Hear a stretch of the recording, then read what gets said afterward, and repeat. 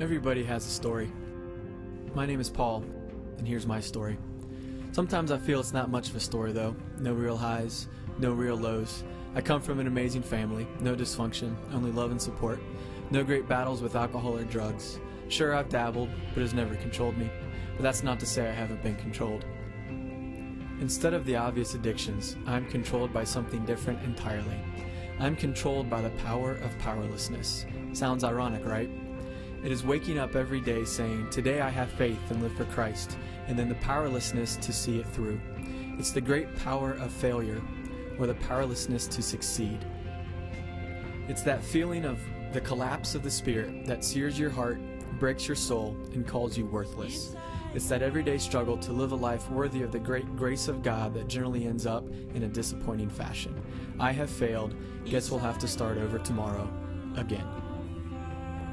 I try to take control of my life, only to find that I do a horrible job as CEO of Seevers Incorporated. Things begin to seemingly spiral out of control as the darkness creeps in, and you sit and wonder what went wrong. When did I give in? When was it that my discipline failed, self-control weakened? And I feel dirty. Aren't I supposed to be better than this? Aren't I supposed to be a model of respectability? Am I not a Christian? But then there are those moments of clarity when I realize my daily aspirations that end in a disappointing fashion are grasped by God, cast into oblivion, and forgotten. Then He comes and gently lays His hands on my shoulder and says, I still love you. And I realize that it's not my power that allows me to follow Christ.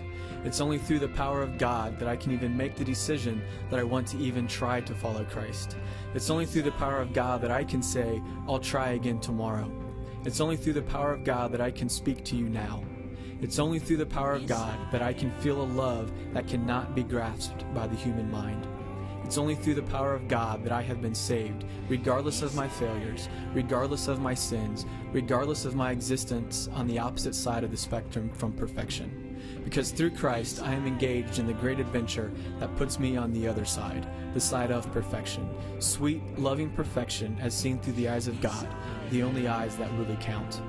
Control is not mine to be had. I need to give control to God. He will take care of it better than I. He will lead me on the proverbial straight and narrow because He loves me, more than I even love myself, even when I think I have things figured out.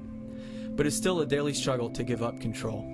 I have been given freedom from sin. However, it's amazing how hard it is for me to accept freedom, how hard it is to accept the love of God. So in the end, I do have a story. It's a story of daily failure that is overshadowed by eternal grace. And I'm sure you all share in the same story with me. You're all nodding your head thinking, yeah, it's tough sometimes.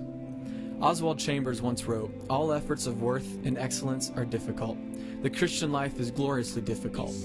But if difficulty does not make us faint and cave in, it stirs up to overcome. As for me, I still struggle to live a life that represents God's love and the freedom He has given us from sin. Nobody ever said it'd be easy though. It's a difficult adventure, but what a gloriously difficult adventure it is.